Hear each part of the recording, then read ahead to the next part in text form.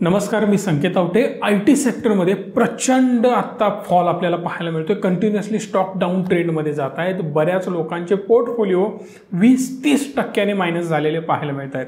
पुढे काय, होल्ड करायचं की सेल करायचं की अजून नवीन एंट्री घ्यायची, असे बरेच प्रश्न तुमच्याही मनामध्ये निर्माण झाले असतील। एक सिंपल एक्झाम्पल देईन। जर तुम्ही 2-3 महिन्यापूर्वी एखाद्या इन्फोसिस किंवा टीसीएस सारख्या स्टॉकमध्ये एंट्री घेतली असती तर आज तुमचा पोर्टफोलिओ 25% डाऊन झाला असता। हो, तुम्हाला वाटलं असेल ना की आयटी सेक्टरला खूप जास्त डिमांड आहे, कधीच हे सेक्टर डाऊन होऊ शकत नाही। पण आता काय होत आहे, बऱ्याच लोकांच्या मनामध्ये शंका असतील आणि मी सुद्धा बऱ्याच वेळा म्हटलं होतं की आयटीला डिमांड आहे भविष्यात। बऱ्याच वेळा हे माझ्याही तोंडून तुम्ही ऐकलं असेल। मग आता काय होत आहे, आमचा पोर्टफोलिओ 25% डाऊन झालाय, त्याचं काय? जर तुम्हाला इथून परत त्याच लेवलला जायचं असेल ना, मिनिमम 35%ची ग्रोथ व्हायला पाहिजे, तेव्हा तुम्ही या लेवलपासून पुन्हा या लेवलला जाणार। हे सगळं कॅल्क्युलेशन एकदा करून बघा, तुमच्या मनामधल्या सगळ्या शंका क्लिअर होतील। आणि हा व्हिडिओ तुम्हाला सांगेल की कशा प्रकारे आपण आयटी सेक्टरमधून मल्टीबॅगर स्टॉक निवडू शकतो, पैसे आपण यामधून कमवू शकतो। त्यामुळे पहिला चॅनलला सबस्क्राइब करा, बेल आयकॉनला प्रेस करा आणि अशाच नवनवीन व्हिडिओ पाहत राहा। आयटी सेक्टर क्रॅश होण्याची काही रिझन्स आपण बघणार आहोत आणि पुढे जाऊन त्याच्यावर काय आपण करू शकतो आणि कशा प्रकारे इन्व्हेस्टिंग करू शकतो हे पण मी तुम्हाला सांगणार। त्यामुळे सगळ्यात पहिलं कारण आहे की US मध्ये इंटरेस्ट रेट वाढू लागला। इंटरेस्ट रेट वाढू लागल्यामुळे FIIs कंटिन्युअसली सेल करू लागले। जे स्टॉक आपले 350% रिटर्न देत होते, हो 1 ते 1.5 वर्षामध्ये आपण 350% कमवले, पण आता 25% डाऊन झाल्यानंतर घाम येऊ लागलाय। मग आता पुढे काय, हा मनामध्ये प्रश्न आहे। तोच आयटीचा PE जो 2 वर्षापूर्वी 20 होता, तो आज डायरेक्ट 40 वर जाऊन पोहोचला होता। आता पुढे काय, तो पुन्हा 40 वरून 30 वर आलाय, म्हणजेच आता हा स्वस्त झालाय का, हा सुद्धा मनामध्ये प्रश्न निर्माण होतोय। पण त्याआधी हे समजून घेतलं पाहिजे की हा सगळा खेळ खेळतं तरी कोण? आपल्याकडे तर तेवढे पैसे नाहीत ना। हा सगळा खेळ चालवतो FIIs ने हेवी सेलिंग चालू केलं, कारण स्वतःच्या देशामध्ये भाकरी मिळायला लागली ना। आजपर्यंत दुसऱ्या देशामध्ये जाऊन कमवावी लागत होती, ती आता स्वतःच्या देशामध्ये मिळाली, कारण बॉन्डचे रेट आता वाढू लागलेत। इंटरेस्ट रेट वाढत असल्यामुळे, स्वतःच्या देशामध्ये व्याज मिळत असल्यामुळे आता पुन्हा ते तिकडे जाऊन इकडचा पैसा इन्व्हेस्ट करू लागले। आणि बॉन्ड म्हणजे सिक्युअर, ऑलरेडी मार्केट खालून खूप वर गेलंय, लॉसेस होण्यापेक्षा आधीच आपण बाहेर पडू, इकडचा पैसा तिकडे लावू, तिकडे सिक्युअर रिटर्न मिळणार, 7-8-5% जे काही असेल ते सिक्युअर्ड रिटर्न मिळणार। मार्केट पडलं वाढलं काही त्यांना टेन्शन नाही, ऑलरेडी रिटर्न इकडून त्यांनी 300-200% कमवलेलेच आहेत। आता तेच पैसे घेऊन इकडे इन्व्हेस्ट करायचे, हे सिंपल फंड आहे। जर आपण त्याचं कॅल्क्युलेशन बघितलं, 18 जानेवारी पासून 27 जानेवारी पर्यंत डायरेक्ट 15% आयटी सेक्टर डाऊन झालं, कारण FIIs ने सेलिंग केलं। जानेवारी 22 ते फेब्रुवारी 22 मध्ये $3.6 बिलियन सेलिंग FIIs ने केलं, त्यामुळे हेवी करेक्शन आयटी सेक्टरमध्ये पाहायला मिळालं। मग मेजरली FIIs ने आयटी सेक्टरमधून एक्झिट केलं। मग याचं काय कारण? जास्तीत जास्त आयटी सेक्टरवर यांचा फोकस का, हे पण आपल्याला पाहावं लागेल। त्याआधी स्क्रीनवर बघू शकता बॉन्ड यील्ड कशा प्रकारे वाढत चालले, म्हणजेच इंटरेस्ट रेट त्याचा वाढत जातोय, म्हणून मॅक्सिमम FIIs या बॉन्डमध्ये इन्व्हेस्ट करण्याचा प्रयत्न करत आहेत। मग FIIs मेनली आयटीवर का डोळा ठेवून आहेत, तर याचं कारण US मध्ये झालेला स्लो डाऊन। मेजरली जो बिझनेस आहे तो US मधूनच आपल्या आयटी कंपन्यांना येतो, आणि जर तुम्ही इन्फोसिस TCS यांचा बिझनेस बघितला तर मॅक्सिमम बिझनेस हा US मधून येतो किंवा फॉरेन कंट्रीज मधून येतो। हे one of the main reason आहे। जर तिकडे स्लो डाऊन झाला ना, तर मेनली इम्पॅक्ट होणार इन्फोसिस आणि TCS सारख्या मेजर कंपन्यांवर। तुम्ही जर म्हणाल की भारत सारख्या कंट्रीवर जर आयटी सेक्टर डाऊन झालं तर काय होऊ शकतं, खूप मोठा इम्पॅक्ट या मेजर 2 कंपन्यांवर होणार नाही, कारण ते सर्व्हिसेस भारतामध्ये खूप जास्त देत नाहीत। हार्डली 2-5% त्यांचा बिझनेस भारतातून येतो। जरी भारतामध्ये आयटी सेक्टर कितीही क्रॅश झालं तरी इन्फोसिस TCS सारख्या कंपन्यांवर फरक पडत नाही, कारण मेजर क्लायंट त्यांचा US मधला आहे। आणि भारतातला आयटी सेक्टर किंवा आयटी कंपन्याच किती जरी स्लो मूव्ह करू लागल्या तरी याचा इम्पॅक्ट आपल्या या मेजरली मोठ्या कंपन्यांवर होत नाही। जर तुम्हाला चार्टमधून दाखवायचं झालं तर एक गोष्ट लक्षात येईल की कशा प्रकारे ग्रोथ डाऊन होत आहे कोणाची, US मार्केटची। US मध्ये आयटी सेक्टर खूप जास्त डाऊन होत आहे, कंटिन्युअसली त्याच्यामध्ये आपल्याला फॉल पाहायला मिळतोय। आणि इकडे जर ग्रोथ कमी असेल तर सेम इम्पॅक्ट आपल्या इकडच्या कंपन्यांवर होणार, आणि याच्या पुढे 3.5% पुढच्या वर्षी ग्रोथ ही जाण्याची शक्यता US एक्सपर्ट थ्रू वर्तवण्यात येत आहे। आणि हा मेजरली इम्पॅक्ट करणार या 2 कंपन्यांवर किंवा इतर कॉग्निझंट सारख्या कंपन्यांवर. पुढचं आणि महत्त्वाचं कारण आहे ॲट्रिशन रेट. आता हे इम्पॅक्ट कसं करेल हे पण मी तुम्हाला सांगू इच्छितो. कोविडमुळे सर्व काही ठप्प होतं, चालत होतं फक्त फार्मा, औषधाशिवाय चालतच नव्हतं ना काही, त्यामुळे फार्मा स्टॉक खूप चांगले परफॉर्म करत होते. पण घरी बसून करायचं काय? प्रत्येकजण कॉन्टेंट क्रिएटर बनला, प्रत्येकजण इंटरनेटचा यूज करू लागला, प्रत्येकाकडे एंटरटेनमेंटचं एकमेव साधन होतं आणि जो आपला एक्झिस्टिंग बिझनेस आहे, जे आपलं वर्क आहे ते कशा प्रकारे ऑनलाईन करता येईल, घरात बसूनच होतो ना. तर घरात बसून कामं कशी करता येईल हे आपल्याला हवं होतं. प्रत्येक कंपनी त्यावर फोकस करत होती की मॅक्सिमम तुम्ही घरी बसून काम करावं, कंपनीचं काम चालत राहावं आणि यासाठीच गरजेचं असतं IT इन्फ्रास्ट्रक्चर. आणि हेच IT इन्फ्रास्ट्रक्चर डेव्हलप करण्यासाठी मोठ्या प्रमाणात डेव्हलपरची गरज होती, IT प्रोफेशनल्सची गरज होती आणि हीच गरज भागवण्याचं काम किंवा याच एक्सपर्टना मिळवण्याचं काम छोट्या मोठ्या कंपन्यांनी, नवीन स्टार्टअपनी किंवा वेगवेगळ्या कंपन्यांनी IT, इन्फोसिस किंवा इतर इस्टॅब्लिश्ड कंपन्यांमधून या लोकांना हायर करायला सुरुवात केली.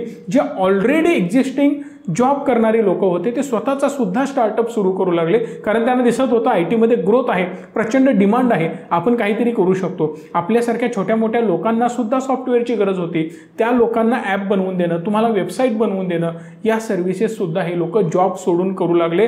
त्यामुळेच प्रचंड प्रमाणात एम्प्लॉई क्रायसिस तिकडे पाहायला मिळाले. जर तुम्हाला दाखवायचंच झालं स्क्रीनवर तर तुम्हाला पाहायला मिळेल की कशा प्रकारे ॲट्रिशन रेट भारतामध्ये वाढू लागला. Q3चा रिझल्ट तुम्ही पाहू शकता. कंपेअर केला 2021 आणि 2022 मध्ये तर इन्फोसिसला बघू शकता 2021 मध्ये ही हालत होती आणि 22 मध्ये कशा प्रकारे मोठ्या प्रमाणात यामध्ये वाढ झाली. 25% सुद्धा याने क्रॉस केलेलं होतं. विप्रोमध्ये जो रेट होता 11% आसपास तो डायरेक्ट जाऊन पोहोचला 22% आसपास. सेम झालं TCS मध्ये जो रेट होता 7 ते 8% आसपास तो जाऊन पोहोचला 15-16% आसपास. आणि ही ग्रोथ प्रत्येक कंपनी, प्रत्येक IT सेक्टरमधल्या कंपनीमध्ये पाहायला मिळाली. लोक सोडून जायचे किंवा एक गोष्ट होऊ लागली, ऑलरेडी डिमांड आहे तर तोच व्यक्ती जायचा इन्फोसिसमधून विप्रोमध्ये, विप्रोमधून परत स्विच करायचा TCSमध्ये, कारण त्यांना पॅकेज वाढवून मिळत होतं. समजा इथे 10 लाखाचं पॅकेज होतं तर इकडे 12 लाखाचं पॅकेज होईल.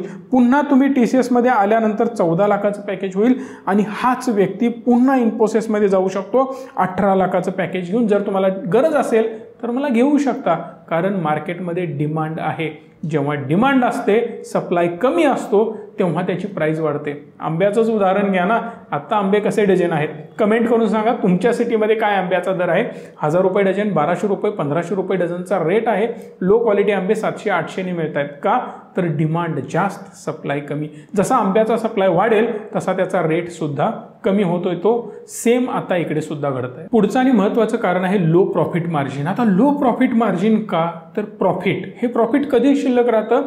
जेव्हा तुमच्या टोटल इन्कम मधून टोटल एक्सपेन्सेस वजा होतात तेव्हा शिल्लक राहतं नेट प्रॉफिट. आणि हेच नेट प्रॉफिट किंवा ऑपरेटिंग प्रॉफिट का कमी होतं? तुमचे एक्सपेन्सेस वाढत जातात. एक्सपेन्सेस कसे वाढले? आता जसं मी तुम्हाला सांगितलं ॲट्रिशन रेट, लोक येणं जाणं सुरू होतं, त्यांचं पॅकेज वाढणं, या सगळ्या गोष्टी सुरू झाल्या. त्यामुळे कंपनीचं प्रॉफिट कमी झालं आणि याच्या पुढे जाऊन बिझनेस तर वाढतोय, लोड तर वाढतोय, ऑलरेडी लोकांचे क्रायसिस सुरू आहेत, टीमचे क्रायसिस सुरू आहेत. यातच तो लोड फुलफिल करण्यासाठी, डिमांड कंप्लीट करण्यासाठी यांना बाहेरून कामं आउटसोर्स करावी लागतात. आणि हे आउटसोर्स करण्याचं काम किंवा त्याची पर्सेंटेज ही प्रत्येक कंपनीची वाढत होती. स्क्रीनवर तुम्ही बघू शकता इन्फोसिसने सब कॉन्ट्रॅक्टिंग कॉस्ट आहे 16%, TCS 15%, विप्रोचे 18% आणि माइंडट्रीचे 9%.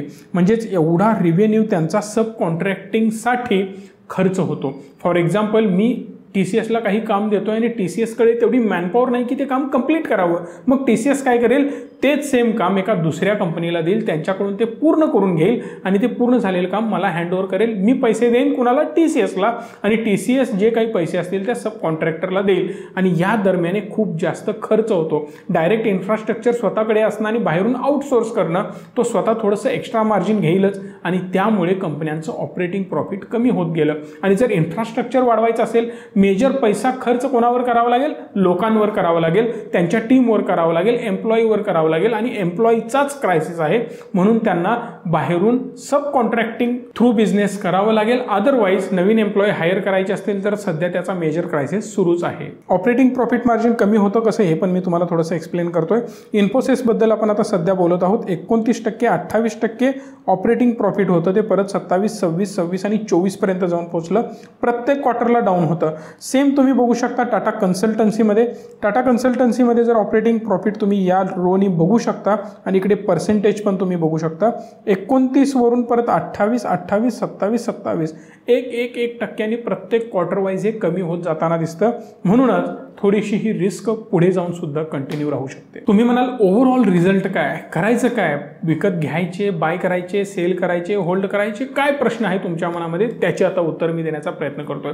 पहिल्या कॅटेगरीचे लोक असणार ज्यांनी ऑलरेडी एंट्री घेतलेली आहे आणि यामध्ये 2 प्रकारचे लोक असणार. एकाने लॉंग टर्मसाठी घेतला असेल, एकाने शॉर्ट टर्मसाठी घेतला असेल. ज्या लोकांनी शॉर्ट टर्मसाठी इन्फोसिस बाय केलेलं आहे किंवा TCS बाय केलेला आहे त्या लोकांसाठी मी ऑलरेडी रिचमीच्या माध्यमातून सांगितलेलं आहे की तुम्ही यातून बाहेर पडू शकता. लगेच तुम्हाला चांगले रिझल्ट पाहायला मिळणार नाहीत. बरं, हे रिचमीमध्ये मी कधी सांगितलं तर जे चार्ट मी पोस्ट करतो त्याच सेक्शनमध्ये मी तुम्हाला सांगितलेलं आहे. जर ते तुम्हाला जाणून यायचं असेल लिंक डिस्क्रिप्शनमध्ये आहे, या नंबरला कॉल करू शकता. एक डीमॅट अकाउंट ओपन करावं लागेल, तुम्हाला त्याचा ॲक्सेस मिळेल. मी वेळोवेळी त्या अपडेट तिकडे देत असतो. त्यामुळे जर तुम्ही शॉर्ट टर्मसाठी एंट्री घेतली असेल तर लगेच एक मोठा पुलबॅक येईल असं मला सध्या तरी वाटत नाही. यामधून बाहेर पडलेलं चांगलं. आणि हे फक्त मी एज्युकेशन पर्पजसाठी सांगतोय, कुठल्याही प्रकारे कॉल टिप मी देत नाही आहे. तुम्ही स्वतः ॲनालिसिस करू शकता. जर तुम्ही लॉंग टर्मसाठी इन्व्हेस्ट केलेला असेल, थोडाफार लॉसेस दिसतोय, भलेही 15% लॉस दिसतोय, घाबरण्याची गरज नाही. This investment is only for long term, त्यामुळे घाबरण्याची बिलकुल गरज नाही. तुम्ही त्याला होल्ड करू शकता. आणि जर तुम्हाला अजून ॲव्हरेजिंग करता येत असेल, फंड अवेलेबल असेल तर ॲव्हरेजिंग करू शकता. अजून चांगली ग्रोथ यामध्ये पाहायला मिळू शकते. तुम्हाला नवीन एंट्री घ्यायची असेल, या एक कॅटेगरीचे लोक असू शकतात, तर मी गॅरंटी देऊन सांगतो, कमेंट करा. इन्फोसिस, TCS किंवा विप्रो, तुम्हाला ज्या स्टॉकबद्दल जाणून घ्यायचं आहे कमेंट करा. मॅक्सिमम ते सगळे स्टॉक मी पुढच्या व्हिडिओमध्ये कव्हर करेन आणि प्रत्येक स्टॉकचं target, stop loss, buying level सगळं डिस्कस करेन. पण गरज आहे कमेंट करण्याची. ज्या स्टॉकवर जास्त कमेंट येतील तो पहिला होईल, त्यानंतर दुसरा, त्यानंतर तिसरा, अशा प्रकारे आपण व्हिडिओज बनवणार आहोत. पण इन शॉर्ट मी आता एकच सांगू इच्छितो की लगेच कुठल्याही IT स्टॉकमध्ये एंट्री घेऊ नका. अजून थोडंसं करेक्शन मला एक्सपेक्टेड आहे. कुठल्या लेवलपर्यंत आहे ते मी सांगितलंच आहे. ज्या स्टॉकची कमेंट कराल त्या स्टॉकवर मी व्हिडिओ बनवेन आणि लगेच बॅक टू बॅक व्हिडिओज तुम्हाला त्याच्या पाहायला मिळतील. नेहमीप्रमाणे मला ॲप्रिशिएट करण्यासाठी आणि सपोर्ट करण्यासाठी या व्हिडिओला लाईक करा, चॅनलला सबस्क्राईब करा. धन्यवाद. Stay tune and stay positive.